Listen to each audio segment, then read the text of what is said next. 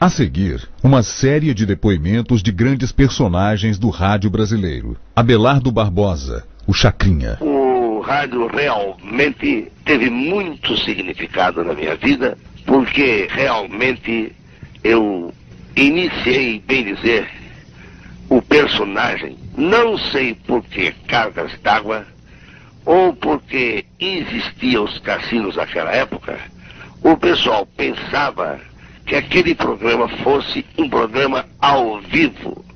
Então, devido ao sucesso do programa, logo após o carnaval, o programa passou a ser chamado Cassino da Chacrinha. Uma certa vez, lá no Tamoio, foi um casal de argentinos, tá entendendo? A mulher de vestido de baile, o homem todo de smoke e tudo mais. Foram à rádio Tupi, que a Tupi também era igual, né? Foram lá com a exclusividade de uma pessoa que ia a um cassino. Foram lá pensando que aquilo era um cassino. E quando chegar lá, me viram eu de cueca, tá entendendo? Eu ficava de cueca, junto com o pé do cara lá em cima, o cara cá embaixo, arrodeado de panela, fazendo o programa. Então o camarada achou muita graça e voltou para casa, tudo aí. Carlos Drummond de Andrade. Para mim é muito agradável lembrar os tempos em que eu trabalhei na rádio como cronista. Mais agradável ainda é lembrar uma cena muito antiga na qual o grande educador Roquete Pinto entregou generosamente ao Ministério da Educação a rádio, que constituía um trabalho admirável de iniciativa privada em favor da educação popular. Era um trabalho realmente pioneiro. Assisti com emoção Roquete Pinto fazer essa entrega. Para mim, portanto, é com grande alegria e com certa emoção que eu lembro este aniversário da Rádio Ministério da Educação. Cecília Meirelles. Eu não tinha este rosto de hoje, assim calmo, assim triste, assim magro, nem estes olhos tão vazios, nem o lábio amargo. Eu não tinha estas mãos sem força, tão paradas e frias e mortas. Eu não tinha este coração que nem se mostra. Eu não dei por esta mudança, tão simples, tão certa, tão fácil.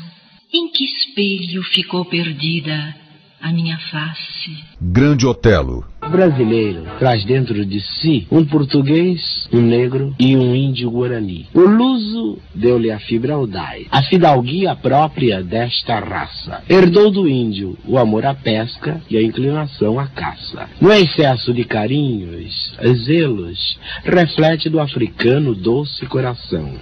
E às vezes nos cabelos aquela permanente ondulação. Juscelino Kubitschek. Senhores ouvintes da PRA2, Rádio Ministério da Educação e Cultura, é com o maior prazer que de Minas Gerais vos dirijo a palavra no momento em que esta emissora, que honra as tradições de cultura da gente brasileira, comemora o seu jubileu de prata. Pioneira da radiodifusão educativa em nosso país, o trabalho que vem sendo desenvolvido pela Rádio Ministério da Educação há muitos anos é daqueles que enobrecem os que a dirigem, os que nela trabalham e todos os que a seu serviço têm estado com dedicação, com sacrifício, com boa vontade. Todos nós sabemos o interesse e a importância que tem hoje, não apenas em nosso país, mas em todo o mundo, a radiodifusão educativa. Pelo que ela pode fazer em benefício das populações do interior, sempre abandonadas e esquecidas, e às quais pode levar os rudimentos da instrução e mesmo aspectos culturais mais importantes, mais sérios e mais profundos. Roquete Pinto.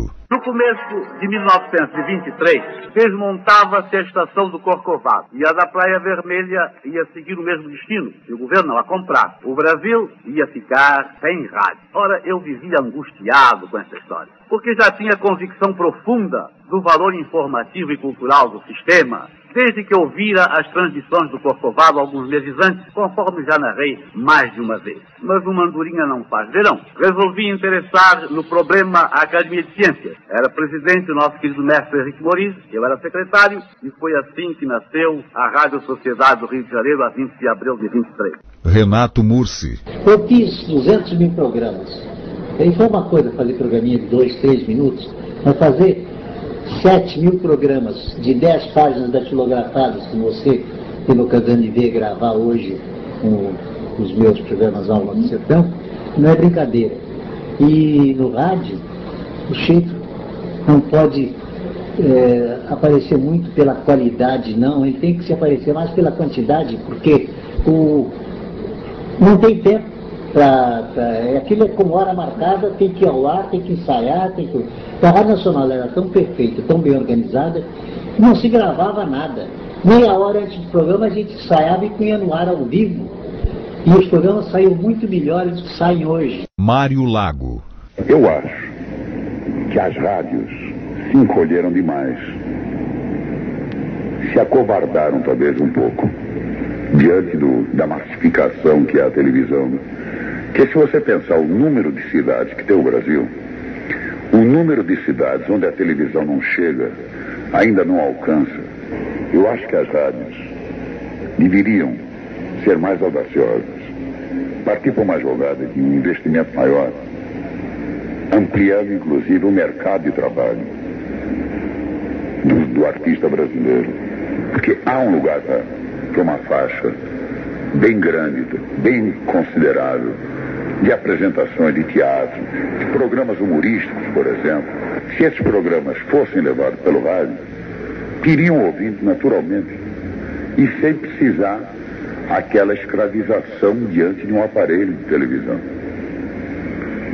Melhoraria a diversificação das estações de rádio, ampliariam o mercado de trabalho e atenderiam a uma infinidade de milhões de brasileiros que não podem chegar até a televisão. Paulo Gracindo. Eu acho o rádio realmente muito gostoso de fazer, porque ele é mais simples, ele não precisa de maquiagem, não precisa de roupa, ele é fácil de ensaiar e tudo. Acho apenas que o rádio está fazendo praticando um ato de covardia. É o bichinho que está com medo do bichão.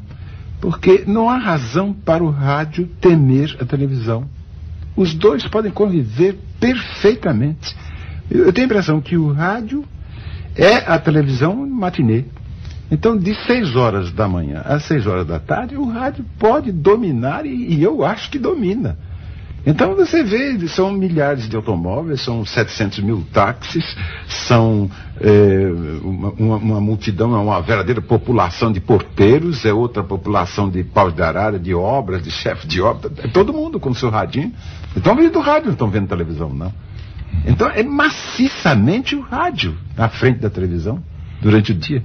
Então é o que eu chamo a televisão matinê. Mas, no entanto, o rádio parece que não se apercebe muito dessa força, não. E começa a recuar. Então, por exemplo, eu acho que tem que fazer novela. Por que não novela no rádio? Não tenha dúvida nenhuma que será um grande sucesso fazer uma boa novela, com bons atores e tudo. Não fazer uma coisinha pobre, não. Fazer uma coisa como se fazia antigamente. Heitor Villa-Lobos. Em colaboração com o Mauro,